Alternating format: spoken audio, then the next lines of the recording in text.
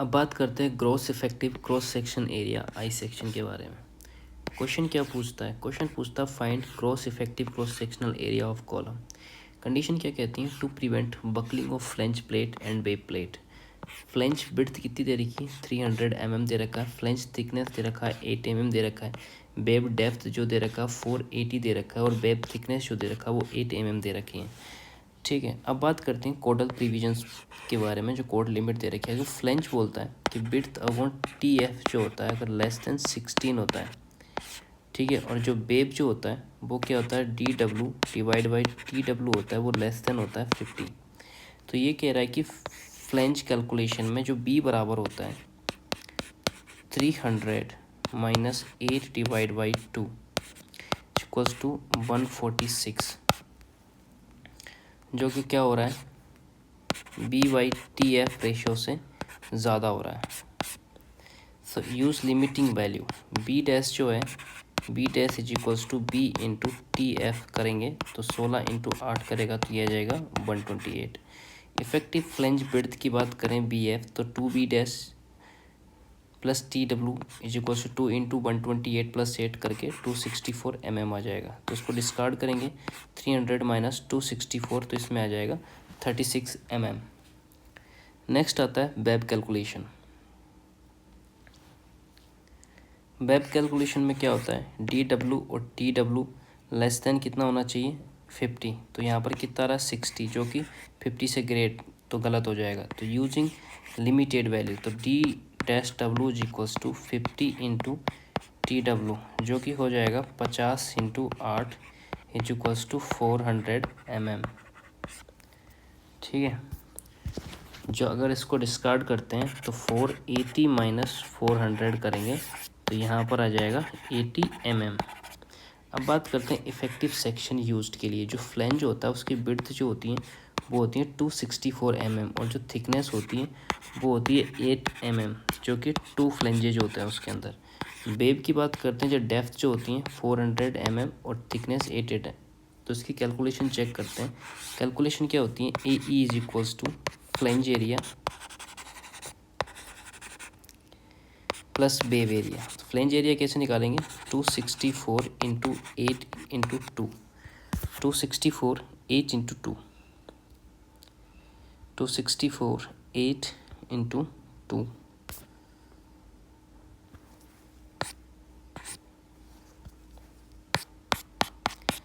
400 into 8,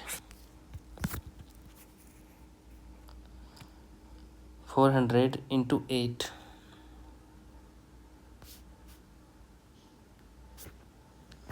और ये total मिला के आ जाएगा A is equals to 7424।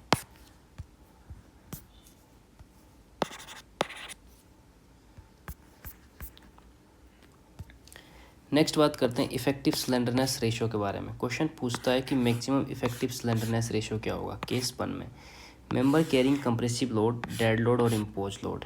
Case 2 के अंदर member always under tension. Case 3 बोलता है कि member under compression due to wind और अर्थक्वेक। ठीक है, तो केस 1 में कितना दे रखा? 180, केस 2 में 400, ऑलवेज प्योर टेंशन, केस 3 में 250। ठीक है, तो केस 3 बोलता है सही। स्लेंडरनेस रेशियो लिमिट के बारे में टेबल के डाटा को समझते हैं। तो प्योर कंप्रेशन के लिए 180 हो जाता है मेंबर कैरिंग कंप्रेसिव लोड। दूसरा आता है टेंशन मेंबर। टेंशन मेंबर में 3 लोग केसेस हैं। पहला आता है प्योर टेंशन जिसमें 400 होगा, जो कि केस 2 हो जाएगा। टेंशन मेंबर स्ट्रेस रिवर्सेबल है और नॉट विंड और अर्थक्वेक, तो उसके लिए 180 हो जाएगा। टेंशन मेंबर में स्ट्रेस जो रिवर्सल है ड्यू टू विंड और अर्थक्वेक लोड के लिए, तो इसमें आ जाएगा 350।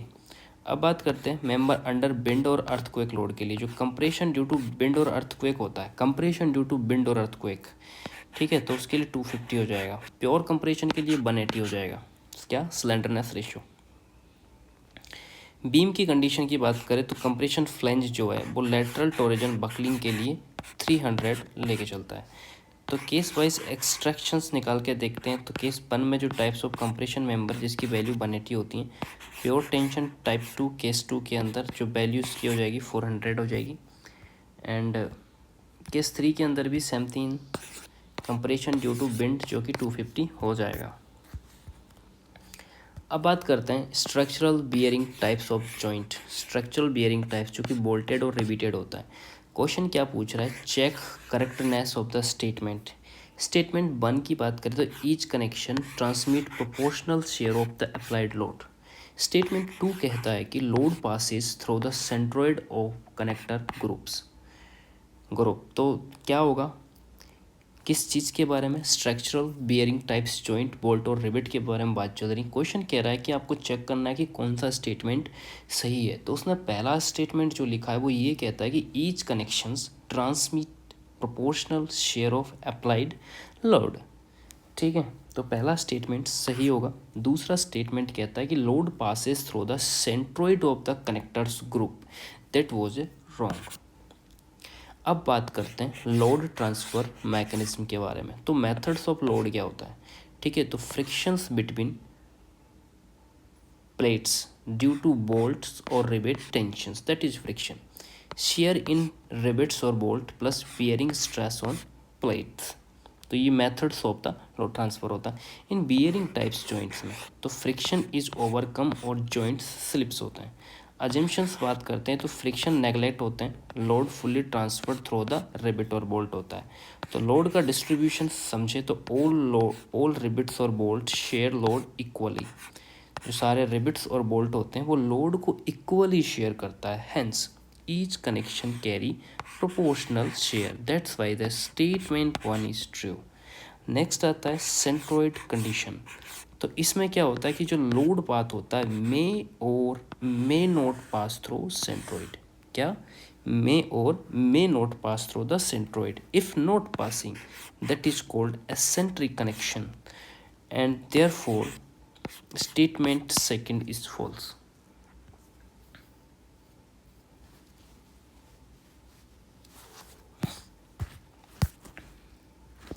नेक्स्ट बात आती है फिर से स्लेंडरनेस रेशियो, किसमें, स्ट्रट और कंप्रेशन मेंबर के अंदर। क्वेश्चन क्या पूछ रहा है कि ढूंढो, फाइंड करो मैक्सिमम परमिसिबल स्लेंडरनेस रेशियो। कब, उसने कंडीशंस दे रखी, गिवन सिंगल एंगल सेक्शन है, कनेक्टेड विद 1 बोल्ट ओनली, ठीक है, used as a strut under dead और लाइव लोड। ठीक है, कंप्रेशन मेंबर तो कितना हो जाएगा 180। क्या लोड दे रखा था उसने, डेड लोड और लाइव लोड। बेसिक कंसेप्ट से समझते हैं। जो कंप्रेशन मेंबर होता है वो किससे फेल होता है, बाय बकलिंग, और वही बकलिंग किस चीज़ पे डिपेंड करती है, स्लेंडरनेस रेशियो पे। तो स्ट्रट क्या हुआ, एक कंप्रेशन मेंबर। ऑलराइट, सो स्लेंडरनेस रेशियो की डेफिनेशन क्या होती है। स्लेंडरनेस रेशियो की डेफिनेशन होती है कि ratio of effective length to the least radius of gyration. ये इसकी डेफिनेशन होगी। जो उसका फॉर्मूला होता है स्लेंडरनेस रेशियो का, वो होता है KL राहुल। ठीक है, स्लेंडरनेस रेशियो का फॉर्मूला क्या होता है, KL राहुल। सो जो KL होता है वो इफेक्टिव लेंथ ऑफ कॉलम होता है, और जो R होता है वो लिस्ट रेडियस ऑफ गायरेशन होता है। तो स्लेंडरनेस रेशियो का फॉर्मूला क्या होता है, KL राहुल। ठीक है, तो रेडियस ऑफ द गायरेशन की अगर हम बात करें तो रेडिएशन ऑफ गायरेशन की जो डेफिनेशन होती है वो distance from axis where mass can assumed centroid giving same moment of inertia as actual distribution. Okay, radius of gyration की definition, distance from the axis where mass can be assumed concentrated giving same moment of inertia as actual distributions. So जो इसके की interpretations वो क्या है, तो given member जो strut है वो एक क्या होता है, कंप्रेशन मेंबर होता है, और जो फॉर्म ऑफ टेबल देता है, जो मैक्सिमम स्लेंडरनेस रेशियो होता है वो 180 होता है। तो maximum permissible slenderness ratio 180 P होता है। नेक्स्ट बात करते हैं बोल्ट स्पेसिंग और पिच और टेंशन मेंबर के बारे में। क्या बोलता है, क्या क्वेश्चंस क्या पूछ रहा है कि find maximum distance between centres of 2 adjacent bolt. ठीक है, डिस्टेंस पूछी है इसने। सो कंडीशन क्या दे रखी कि bolts in line with direction of stress, that is tension member, thickness दे रखी है T12 mm। ठीक है, तो इसका करेक्ट आंसर 192 mm आया। क्या डिस्टेंस, तो ढूंढ लेते हैं कैसे भी। तो rule of for pitch, maximum distance between centre of 2 bolts, that is called pitch. तो पिच के रूल्स समझ लेते हैं। पिच के रूल्स होते हैं 16T और 200 mm। Whichever is small. T दे दिए आपको 12 mm, तो ये 16 इंटू 12 करेंगे आप, तो आपका आ जाएगा 192 mm। इसको कंपेयर करेंगे दोनों के बीच में से, तो 192 जो है वो मिनिमम है, तो सेलेक्ट करेंगे हम 192 को, तो फाइनल मैक्सिमम बोल्ट स्पेसिंग जो आएगी 192 आ जाएगी। अब बात करते हैं double riveted double cover butt joint और गेज ऑफ रिवेट के बारे में। क्वेश्चंस क्या पूछ रहा है कि gauge of G of rivets के बारे में। तो प्लेट थिकनेस टी जो दे रखी है वो 12 mm दे रखी है, क्रॉस डायमीटर डी दे रखा है, रिवेट होल की वैल्यू टी दे रखी है, working stress in tension 150 newtons दे रखा है। तो क्या पूछा, ग्रोस ऑफ रिवेट। तो कंसेप्ट क्या होता है strength of plate in tension के बारे में, वो होता है G minus D into T into sigma. Value application की तो वैल्यू सब्सटीट्यूट करते हैं, तो G minus 23.5 into 12 into 150 into 10 की पावर -3। तो इसको सिंप्लीफाइड करने के बाद 1.8 जी माइनस 23.5 होता है।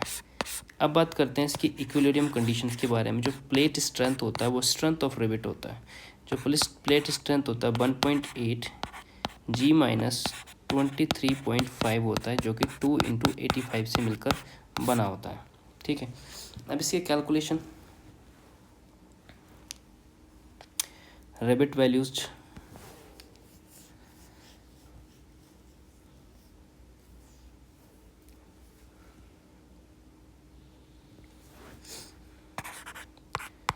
वन 1.8 जी माइनस 23.5 जो दे रखा है, 1.70 दे रखा है, जो जी बराबर दे रखा है 23.5 94.4 होता है। जो जी जाएगा वो आ जाएगा 17.9, मतलब टोटल 118।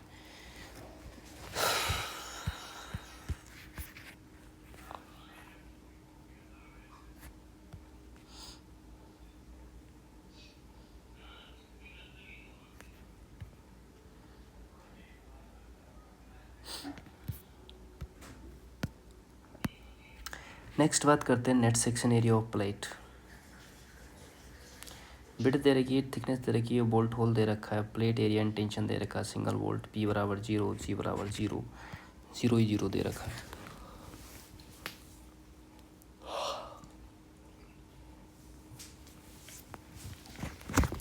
अब बात करते हैं net section area of plate के बारे में, सिंगल बोल्ट कनेक्शन के बारे में। तो क्वेश्चन क्या पूछ रहा है, net sectional area of plate A note. जो विड्थ ऑफ प्लेट दे रखा है बी बराबर 300 mm दे रखा है, थिकनेस दे रखा है वो 10 mm दे रखा है, बोल्ट होल डायमीटर कितना दे रखा है डी नोट बराबर 20 mm, plate are in tension, single bolt P बराबर 0, जी बराबर 0। कंसेप्ट यूज करेंगे टेंसाइल स्ट्रेंथ ऑफ प्लेट। तो क्या होती है tensile strength of plate 0.9 AgFu divide by gamma m1। Net section area का फॉर्मूला ये होता है B minus N D naught plus summation of P square by 4g into T होता है। फॉर सिंगल बोल्ट के लिए P equals to 0, ji equals to 0, तो formula reduce किस में हो जाएगा B minus N D naught into T net section of area.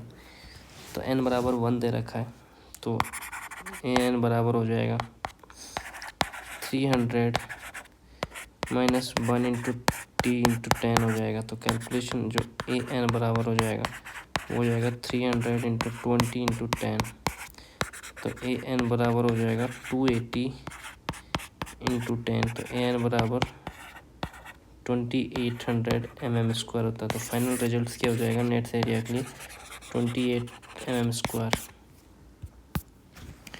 Next बात करते हैं शेयर लैग फैक्टर्स के बारे में। तो शेयर लैग फैक्टर ये double angle working stress method के बारे में क्वेश्चन पूछ रहा है कि शेयर लैग फैक्टर क्या होता है।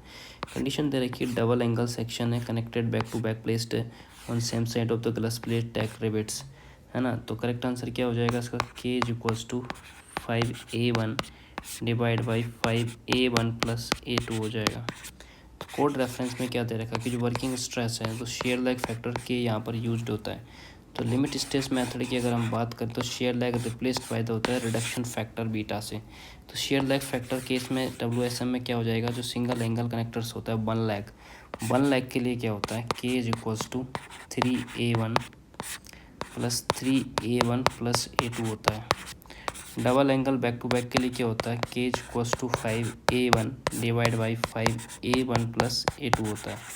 लिमिट स्टेट ऑफ मेथड की अगर हम बात करें तो बीटा के अंदर क्या होता है, beta is equals to 1.4 minus 0.076 into F Y by F U into W by T into B naught by L C होता है। तो पैरामीटर्स के क्या यूज किए जाते हैं, जो A1 बराबर होता है area of connected lag, A2 बराबर होता है area of standing leg, F I बराबर होता है यील्ड स्ट्रेस, है ना, ये रहा reduction factor beta 1.4 minus 0.076 into F Y by F U into W by T into B naught by L C.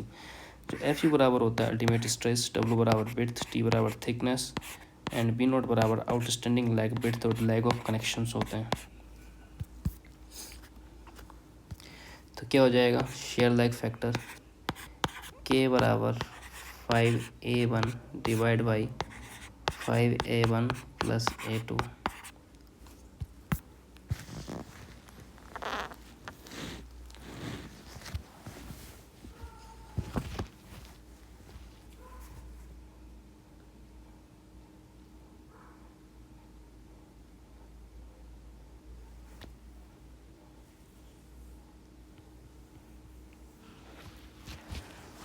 Rupture of the net section in bolt connection।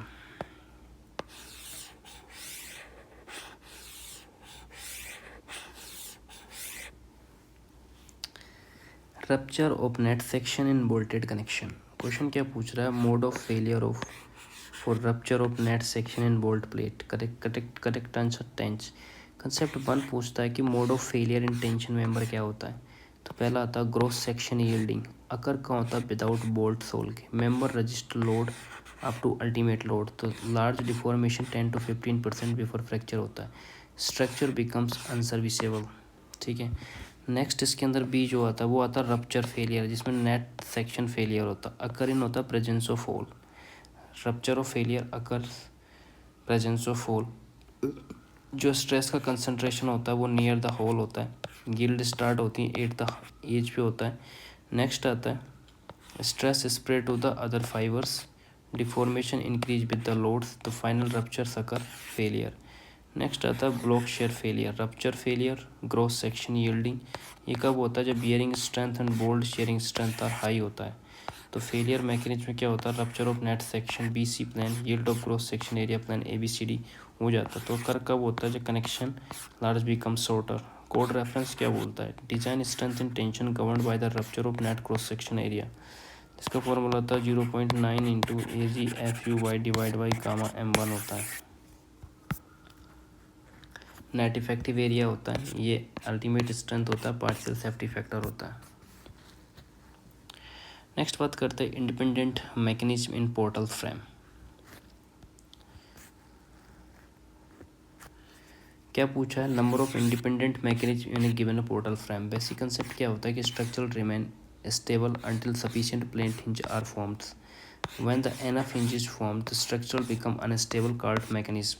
State segment between hinge से तो move without increase in load होता है।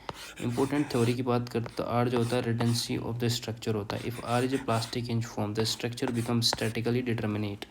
तो one more hinge की बात करें तो convert structure through the mechanism आ जाता है। तो hinge required for the collapse होता है R+1।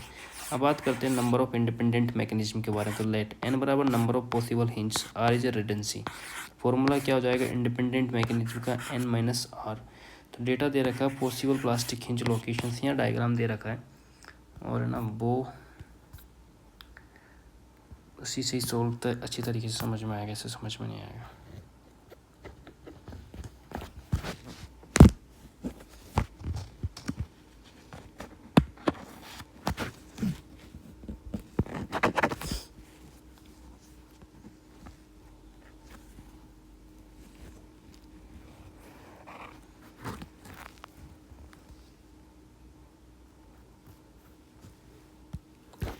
नेक्स्ट आता है फिलेट बेल्ट के बारे में। फिलेट बेल्ट रिक्वायर्ड लेंथ के बारे में। तो क्या पूछा क्वेश्चन के अंदर, length of fillet belt using maximum belt size. तो इसमें तो क्या दे रखा है, 2 प्लेट्स इन टेंशन, थिकनेस जो होती है वो 10 mm ऑफ ईच होती हैं, बिड्स जो होती हैं वो 100 mm एंड 175 mm होता है, ओवरलैप कितना होता है 200 mm पर। तो permissible belt stress 110 MPa and permissible stress is 150 MPa होता है। ठीक है, तो एल बराबर कितना आ गया, इतना। तो आप कंसेप्ट यूज़ करते हैं इस जगह पे। तो कंसेप्ट क्या होता है, मैक्सिमम फ्लैट बेल्ट जो होता है वो थिकनेस ऑफ थिनर प्लेट होता है 1.5 mm। तो strength of the thinner plates क्या होता है, वो होता है इंटू 80।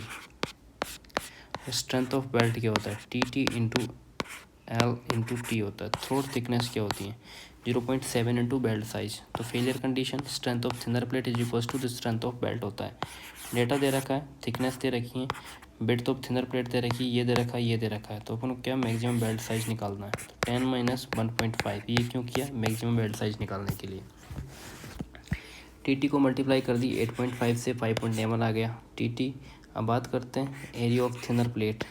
तो 100 इंटू 10 आ गया 1000। Strength of the thinner plate निकालना है तो 150 इंटू 1000 कर दिया। स्ट्रेंथ ऑफ बेल्ट निकालना तो ये हो गया, ये पता नहीं क्या हो गया।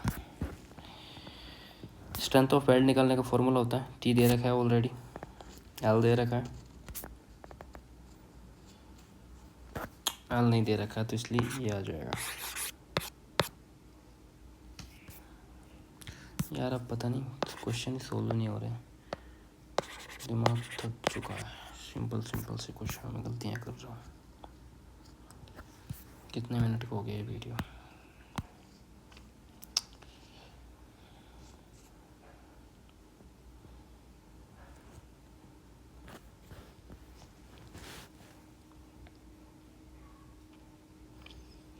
दस पेज और बच रहे हैं, 1 2 3 4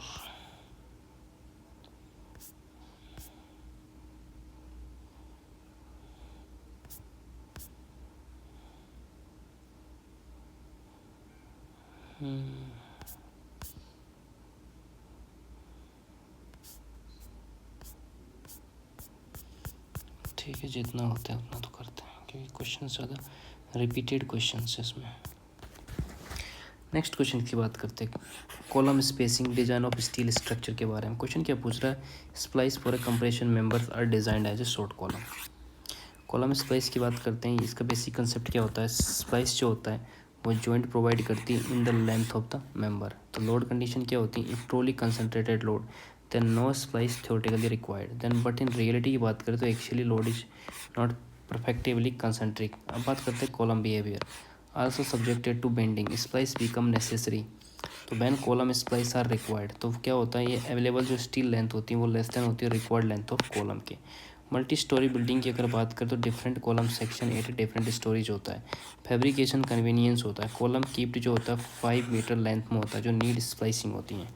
फिर बात करते हैं डिज़ाइन स्पेसिफिकेशन ऑफ स्प्लाइस, जो केस 1 आता है, end faced of column bearing splice जो रोल होता है वो keep members in position and resist tension due to bending होता है। केस 2 की बात करते हैं तो अगर ends not faced by the complete bearing split must be transmitted all force acting on the member होता है। नेक्स्ट बात करते हैं इंपॉर्टेंट डिज़ाइन रूल्स के बारे में, जो splice are design as a short column होता है। अब बात करते हैं इंपॉर्टेंट पॉइंट के बारे में, जो आइडियल स्प्लाइस लोकेशन होती है at a point of contraflexure जहाँ मूवमेंट 0 होता है ड्यू टू इनडायरेक्ट लोड होता है। Two contraflexure points exist around the middle above the below, the final conclusion क्या हो जाएगा, splice are the comparison member design as a short column. Next बात करते हैं elastoplastic zone, plastic hinge section is B, what is the question ask, the find the length of the elastoplastic zone. Plastic hinge में जो होता है वो होता है simply supported I section of the beam span L and the concentrated length W होता है, जो कि L/8 से होता है। अब बात करते हैं बेसिक रिलेशंस के बारे में, जो LP होता है वो लेंथ ऑफ प्लास्टिक हिंज होता है, L हो जाता है लेंथ ऑफ बीम होता है, तो LP डिवाइड बाई L जो होता है वो होता है 1 - 1/SF होता है। शेप फैक्टर्स की बात करें तो इसकी डेफिनेशन क्या होती है, SF is equals to MP/MY होता है। ठीक है, तो MP क्या होता है, प्लास्टिक मूवमेंट होता है, यील्ड मूवमेंट होता है। जो फॉर आई सेक्शन के लिए जो शेयर फैक्टर होता है, शेप फैक्टर, वो कितना होता है 1.2 से लेके 1.5 तक होता है। किसके लिए? आई सेक्शन के लिए शेप फैक्टर होता है। अगला केस की बात करते हैं, कंसनट्रेटेड लोड वाला अगर केस है तो जहाँ फॉर्मूला क्या होता है, एल पी बराबर एल 1-1/SF। यहाँ पे जो शेयर फैक्टर है 1.15 लेते हैं, उसको वैल्यू को पुट करते हैं, जो अप्रोक्स एलपी जो आता है एलपी बराबर वो हो जाता है L/8। So length of plastoplastic zone या प्लास्टिक हिंज के लिए यही चीज़ें होती हैं। आई सेक्शन के लिए जो फाइनल रिजल्ट L/8 आ जाएगा।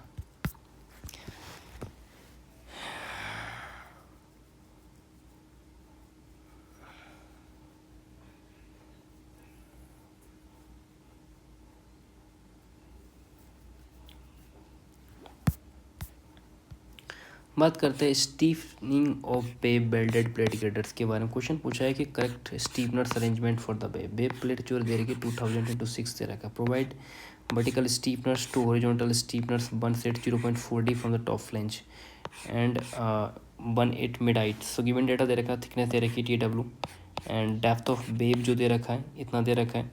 तो D2/TW जो रेशियो है वो आ जाएगा 33। तो चेक करना रेंज किस में आ रहा है, ये रेंज आ रहा है 250 से लेके 400 की रेंज में। तो इन दिस रेंज के अंदर ये लाई करता है। सो रिकमेंडेशन क्या होगा, प्रोवाइड करेंगे वर्टिकल स्टीफनर्स, फर्स्ट हॉरिजॉन्टल स्टीफनर करेंगे 8 2D distance from the top flange से, और जो सेकंड हॉरिजॉन्टल स्टीफनर्स प्रोवाइड करेंगे 8 न्यूट्रल एक्सिस और मिड हाइट पे। ठीक है। इंटरप्रिटेशन ऑप्शंस की बात करें, 0.2D from the top, it means 0.4D overall depth of reference, neutral axis, mid height of the web. Final conclusion क्या हो जाएगा इसके अंदर कि जो वेब स्टीफनर्स हैं वो vertical stiffeners, total horizontal stiffeners, top plus mid height हो जाएगा। अब बात करते हैं वेब स्टीफनर्स के बारे में। ये सेम क्वेश्चन है। Effective length of beam, torsional और warping restraint. Effective length of beam, simply supported beam में स्पैन एल है, रेस्ट्रेंट अगर rotation about longitudinal axis, compression flange fully restraint against warping. तो एल टी बराबर 7.5 mm कैसे हुआ ये चेक करता है। कंसेप्ट ये होता है टॉरिजनल रेस्ट्रेंट के लिए, prevent rotation about longitudinal axis, so barping restraint prevent rotations of the flange in its plane, ये barping restraint होता है। conditions of the restraints की बात करें तो टेबल लॉजिक दे रखा है। कोचेज किसकी वजह से होता है, टॉरिजनल रेस्ट्रेंट फुल्ली रेस्ट्रेंट की वजह से होता है, और जो बार्पिंग रेस्ट्रेंट है वो compression flange off fully restaurant की वजह से होता है। तो नॉर्मल जो इसकी लोडिंग होती है 0.75 L। अदर केसेस की बात करें, both flange are fully restraint, तो क्या आता है 0.7 L। Both flange partially restraint तो आता है 0.8 L। Compression flange partially restraint that means 85 L। ये इंपॉर्टेंट है ये डाटा।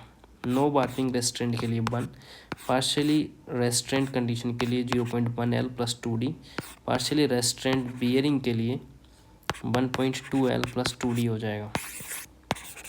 तो LT का फॉर्मूला 0.7 इंटू L दे रखा है इतना, तो ये हो जाएगा आपके 7.5। Final conclusion, effective length depend on torsional restraint, warping restraint and loading conditions. Next आता है deflections of the cantilever with UDL। Question में क्या पूछा है कि ratio of maximum deflection to the permissible deflection कितना। UDL दे रखा है 45 किलोन्यूटन, स्पैन दे रखा है 6, सेक्शन दे रखा है 400, जो IXX दे रखा है वो होता है 20,458.5 सेंटीमीटर स्क्वायर, जो ई दे रखा है 2 × 10⁵ MP, जो इंडस्ट्रियल बिल्डिंग जो कि इलास्टिक कैडिंग होती है, रेशो दे रखा 3.56। Maximum deflection of the cantilever with UDL क्या होता है, जो डेल मैक्स होता है 1/8 into WL4 divide by EI। Permissible deflection क्या होता है, जो परमिसिबल जो होता है वो होता है स्पैन डिवाइड बाई 120 होता है। कैलकुलेशन की बात करें तो मैक्सिमम डिफ्लेक्शन क्या होता है, जो सब्स्टिट्यूट होता है डेल मैक्स बराबर क्या होता है 1/8 इंटू 45 इंटू 1000 इंटू 6 की पावर 4 डिवाइड बाई 2 इंटू 10 की पावर 5 इंटू 2045 इंटू 10 की पावर 4 होता है। डेल मैक्स 178.17 mm होता है। जो परमिसिबल डिफ्लेक्शन जो होता है कितना होता है, परमिसिबल डिफ्लेक्शन डिवाइड बाई 120 होता है, तो वो होता है 50 mm। रेशो निकालते हैं, del max wise del permissible होता है 178.17 डिवाइड बाई 50.56 होता है। फाइनल कंक्लूजन में क्या आ जाएगा, फाइनल कंक्लूजन में 3.56 टाइम आ जाएगा। नेक्स्ट आता है प्लेट गिल्डर स्टीफनर्स के बारे में। प्लेट गिल्डर स्टीफनर्स में क्या होता है, वर्टिकल हॉरिजॉन्टल होता है। क्वेश्चन क्या होता है, find correct statement about stiffener P Q और R S. Plate girder simply supported होता है, कंसंट्रेट लोड होता है। पी क्यू जो होता है अलॉन्ग द बीम एक्सिस और लॉन्गिट्यूडनल स्टीफनर्स होता है। जो बिटवीन फ्लेंज होता है ट्रांसवर्स स्टीफनर्स होता है। करेक्ट स्टेटमेंट की बात करें तो जो आर एस जो help to prevent local buckling of web होता है। पी क्यू जो होता है वो should be placed in comparison side of the flange होता है। टाइप्स ऑफ स्टीफनर्स क्या होता है, इंटरमीडिएट ट्रांसवर्स स्टीफनर्स जो वर्टिकल होता है, आल्सो कॉल्ड जो वर्टिकल स्टीफनर्स होता है।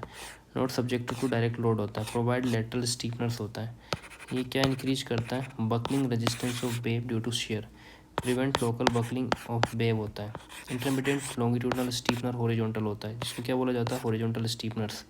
ये क्या करता है, increase buckling resistance in bending, so provide in compression zone of web, reduce web buckling due to compression. किसके अंदर, इंटरमीडिएट लॉन्गिट्यूडनल स्टीफनर्स की बात चल रही है। फर्स्ट जो स्टीफनर्स होती है 1/5 distance from the compression flange होती है, जो not continuously provide between the stiffeners होता है। नेक्स्ट बात करते हैं role of P Q R S, vertical stiffener, prevent buckling loading.